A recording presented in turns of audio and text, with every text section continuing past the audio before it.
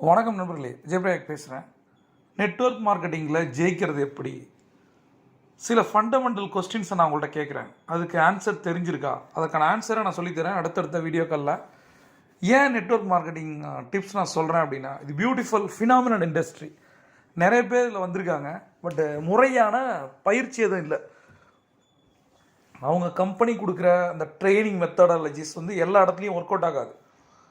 ஒரு training methods எல்லா டிஸ்ட்ரிபியூட்டருக்கும் ஒத்துவராது. அப்போ சில பேர் என்ன பண்ணுவாங்கன்னா, வேறு ஒரு மோட்டிவேஷனல் ஸ்பீக்கரையோ ட்ரெயினரையோ கொண்டு வந்து அவங்க டீமை டெவலப் பண்ணுவாங்க. சில பேர் கம்பெனியோட சிஸ்டத்தை ஃபாலோ பண்ணுவாங்க. சில பேர் அந்த லீடர் கொடுக்குற ட்ரைனிங் மட்டும் தான் யூஸ் பண்ணுவாங்க. நான் என்ன சொல்கிறேன்னா, எல்லாத்தையும் நம்ம பண்ணணும். உங்களுடைய அப்ளைனே ஒரு ட்ரெயினராக இருந்தாருன்னா, அவர் கொடுக்குற ஃபண்டமெண்டல்ஸை நீங்கள் கேட்டு போயிட்டே இருந்தீங்கன்னா, ஒருவேளை நீங்கள் ஸ்டக் ஆனீங்கன்னா அதற்கான சொல்யூஷனும் அவர் தான். நான் சொல்கிறேன், நீ பண்ணலை அப்படின்ற மாதிரி போயிடும். ரெண்டாவது, அவருக்கு தெரியாத விஷயங்கள் இன்னும் நிறைய இருக்கக்கூடும். நிறைய நான் லீடர்ஸை நான் பார்க்குறேன், எல்லாமே உங்களுக்கு தெரிஞ்ச மாதிரி நெட்வொர்க் மார்க்கெட்டிங்கை இவங்க கரைச்சி குடிச்சிட்டு வந்த மாதிரியும் பேசிகிட்டு இருப்பாங்க. ரிசல்ட்டை ப்ரொடியூஸ் பண்ண முடியலன்னா ஒரு நல்ல லீடர் இல்லை, அவ்வளோதான். அவருடைய இன்கம் ஏறுதா இறங்குதா அதை வச்சு தான் ஒரு நல்ல லீடர். சில சுமாரான லீடருக்கு கூட நல்ல இன்கம் வரும், ஒரு நல்ல லீடருக்கு இன்கம் வராது. பட்டு அவங்களுடைய ட்ரைனிங் மெத்தடாலஜி மற்றும் அவங்களோட ஆட்டிடியூட். சில பேர் என்ன பண்ணுவாங்கன்னா, ஒரு விஷயத்த பேசுவாங்க, ஆனால் அதை செய்ய மாட்டாங்க. இதை பண்ணுன்னு சொல்லுவாங்க, நம்ம பண்ண நினைப்பான அவங்க பண்ண மாட்டாங்க. அப்போ என்ன ஆகிடுன்னா, இந்த லீடர் சொல்கிறாரு ஆனால் செய்யலை. அப்படி இருக்கும்போது எப்படி இதை ஃபாலோ பண்ண முடியும்? அவர் இதை ஃபாலோ பண்ணியிருக்காரா அப்படின்ற ஒரு கேள்வி வரும். இது கான்ஃப்ளிக்ஸை க்ரியேட் பண்ணால் அது பிஸ்னஸில் ரிசல்ட்டாக மாறும். ஃபர்ஸ்ட் ஆஃப் ஆல் 3 வகையான சிஸ்டம். கம்பெனி என்ன ட்ரைனிங் மெத்தடாலஜிஸ் கொடுக்குது, ப்ராடக்ட் பற்றி, கம்பெனி பற்றி, இண்டஸ்ட்ரி பற்றி, A to Z நம்ம அதை கற்றுக்கணும். ரெண்டாவது, உங்களுடைய அப்ளைன் லீடர்ஸ் என்ன சொல்லித்தரார், அவருக்கு இந்த விஷயம் தெரியுதா, அவர் சம்பாதிக்கிறாரா, சம்பாதிக்க வைக்கிறாரா, அவருடைய சிஸ்டம் என்ன, இதையும் நம்ம கற்றுக்கணும். அதில் என்ன மைனஸ் இருக்குது, கம்பெனியோட சிஸ்டமில் என்ன மைனஸ் இருக்குது, இந்த சிஸ்டத்தை நம்மளால் மாற்ற முடியும். எப்போன்னா, ஜெயிக்கிற வரைக்கும் ஒரு மொக்கையான சிஸ்டத்தை எடுத்துக்கூட நம்ம அதை ஃபாலோ பண்ணி ஜெயிக்கணும். வேறு வழியே கிடையாது.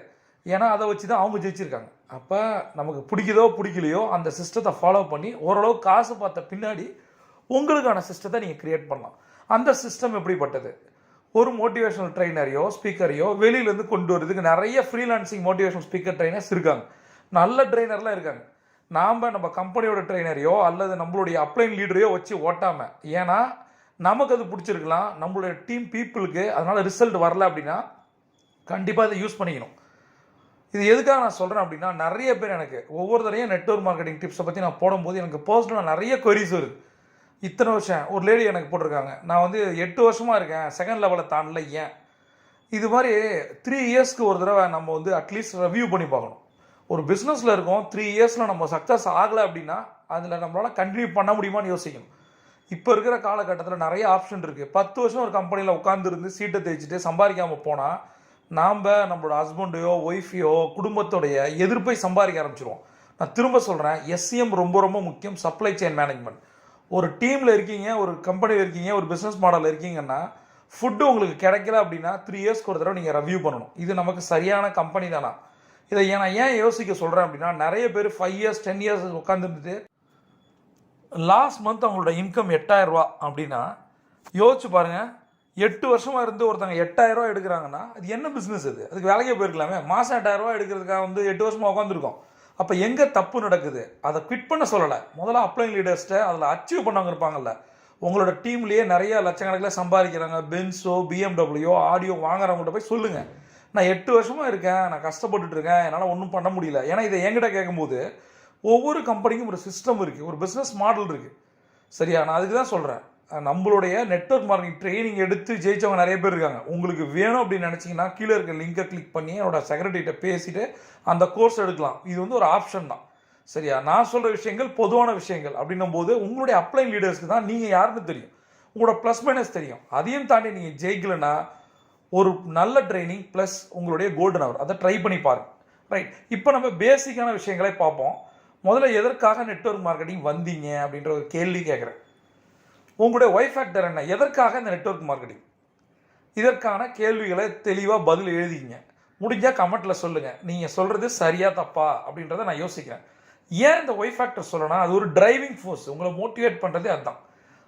யாரோ சொன்னாங்க வந்துட்டேன், இந்த மாதிரி இருந்தீங்களா, அது சரி வருமானு நீங்கள் தான் யோசிக்கணும். அடுத்த விஷயம், உங்களுடைய ப்ராடக்ட்டும் சர்வீஸும் எதை ஃபுல்ஃபில் பண்ணுது, எதை சாட்டிஸ்ஃபை பண்ணுது, என்ன கொடுக்குது. மார்க்கெட்டில் இருக்கிற ப்ராடக்ட் சர்வீசஸை விட உங்களுடைய ப்ராடக்ட் என்ன கொடுக்குது, அந்த யூஎஸ்பி என்ன, யூனிக் செல்லிங் பாயிண்ட் என்ன டிஃபரன்ஷியேஷன் என்ன. நான் கேட்குறேன், நீங்கள் சாட்டிஸ்ஃபைடாக இருக்கீங்களா? உங்களுடைய ப்ராடக்ட் உங்களுக்கு சாட்டிஸ்ஃபேக்ஷன் இல்லை அப்படின்னா அதில் இருக்காது, வெளியில் வந்துடுங்க. ஏன்னா உங்களுக்கு பிடிக்காத, நீங்கள் நம்பாத ஒரு விஷயத்தை விற்கவே முடியாது. இது நம்ம பிஸ்னஸ்க்கு பண்ணுற துரோகம். அதனால் அதை பண்ணாதீங்க. உங்களால் நம்ப முடியாத தப்பான ஒரு பிஸ்னஸ் மாடலில் இருந்துக்கிட்டு இதில் பணம் வருதுன்னு சொல்லிட்டு கீழே இருக்க புது ஆளை எடுக்கிறதோ டவுன்லைனை நம்ப வைக்கிறதோ தப்பு. அதனால் உங்களுக்கு இந்த ப்ராடக்ட் பிடிச்சிருந்தா அதில் இருங்க, இல்லை வெளில வந்துருங்க. ரைட், ப்ராடக்ட் எனக்கு பிடிச்சிருக்கு சார், நிறைய ரிசல்ட்டை கொடுத்துருக்கு, நான் லவ் பண்ணுறேன் என்னோட ப்ராடக்ட்டை, என்னோட கம்பெனியை லவ் பண்ணுறேன் அப்படின்னு சொன்னீங்கன்னா உங்களுடைய டார்கெட் மார்க்கெட் என்ன, எங்கே போய் அதை சேல் பண்ண போறீங்க. நெட்வொர்க் மார்க்கெட்டிங் ஒரு சேல்ஸ் இல்லை தான், அது ரெஃபரல் பிஸ்னஸ் தான், பட் அது இன்டைரக்ட் சேல்ஸ் தான். சரி, நான் ஓப்பனாக ஃப்ராங்காக சொல்கிறேன். ரைட், நம்மளோட டார்கெட் மார்க்கெட்டில் என்ன ப்ராடக்டை கொண்டு போக போகிறோம், இதை வாங்குறதுக்கான செக்மெண்டேஷன் என்ன. ஒரு எஃப்எம்சிஜி கம்பெனி ஒரு சோப்பு, பேஸ்ட், ஹேர் ஆயில் போடலாம். அதே மாதிரி அவங்க எலக்ட்ரானிக் டிவைஸ், ஹோம் அப்ளையன்சஸ் கூட பண்ணலாம். அதற்கான செக்மெண்ட் என்ன, 20,000 +க்கு யார் வாங்குவாங்க. அதே சமயத்தில் பேஸ்ட், ஹேர் ஆயில் யார் வாங்குவாங்க, அந்த செக்மெண்டேஷனை பார்க்கணும். சோப்பு, பேஸ்ட், ஹேர் ஆயில் எல்லாரும் வாங்குவாங்க. ஆனால் 20,000+ எலக்ட்ரானிக் டிவைஸை யார் வாங்குவோம். இப்போ அந்த மார்க்கெட்டில் கொண்டு போகணும். நீங்கள் இந்த மார்க்கெட்டில் கையை வச்சு இதை புஷ் பண்ணீங்க, ஒன்று நீங்கள் வாங்கிக்க டிஸ்ட்ரிபியூட்டரை தொல்லை பண்ணுறதோ அல்லது அவங்கள விற்க வைக்கிறதோ நினச்சிங்கன்னா டீம் அந்தளவுக்கு ரிசல்ட்டை கொடுக்காது. அடுத்தது, எப்பயுமே நெட்வொர்க் மார்க்கெட்டிங்கை பொறுத்த வரைக்கும் ட்ரீம் பில்டிங் ரொம்ப ரொம்ப முக்கியம். அதை செய்ய தெரிஞ்ச ஒரு நல்ல லீடர். சரியா, ட்ரீம் பில்டிங்னா என்ன, உங்களோட ட்ரீம் என்னன்னு கேட்கணும், அதை கமிட்மெண்ட்டாக மாற்றணும், டு டூ லிஸ்ட் ப்ரியாரிட்டி போடணும். இப்போ நான் உங்கள்கிட்ட கேட்குறேன், எதற்காக இந்த கம்பெனிக்கு வந்தீங்கன்னு நான் கேட்டேன், அதை நீங்கள் கமெண்ட்டில் கூட போடலாம். உங்களுக்கு அந்த ப்ராடக்ட் சர்வீஸ் பிடிச்சிருக்கான்னு கேட்குறேன், அதை கூட நீங்கள் போடலாம். மூணாவது நான் கேட்குறது, இதில் என்ன சம்பாதிக்கணும், என்ன அச்சீவ் பண்ணணும்னு நினைக்கிறீங்க, இந்த கம்பெனியில் எந்த லெவல் அச்சீவ் பண்ணணும்னு நினைக்கிறீங்க, எவ்வளோ சம்பாதிக்கணும்னு நினைக்கிறீங்க, அதை சொல்லுங்கள். லெவல் மட்டும் போட்டால் புரியாது. எனக்கு மாதம் 1 லட்சம் வேணும், மாதம் 5 லட்சம் வேணும், மாதம் 10 லட்சம் வேணும், மாதம் 1 கோடி வேணும், தாராளமாக எடுக்கலாம். முடியாதெல்லாம் கிடையாது. எடுக்கணும்னு நினச்சி ஒர்க் பண்ணிங்கன்னா உங்களால் எடுக்க முடியும். நீங்கள் இப்போ 1 லட்சம் தான் வாங்கிட்டு இருக்கீங்க, 1 கோடி ரூபா சம்பாதிக்கணும்னு நினச்சிங்கன்னா உங்களால் கண்டிப்பாக 1 கோடி ரூபா சம்பாதிக்க முடியும். 1 கோடி சம்பாதிக்கிறவங்களும் இருக்கிறாங்க. நம்ம ஒன்றும் பெருசாலாம் அச்சீவ் பண்ணல, பண்ணவங்க இருக்காங்க. அதை ஃபாலோ பண்ண போகிறோம், அவ்வளோதான்.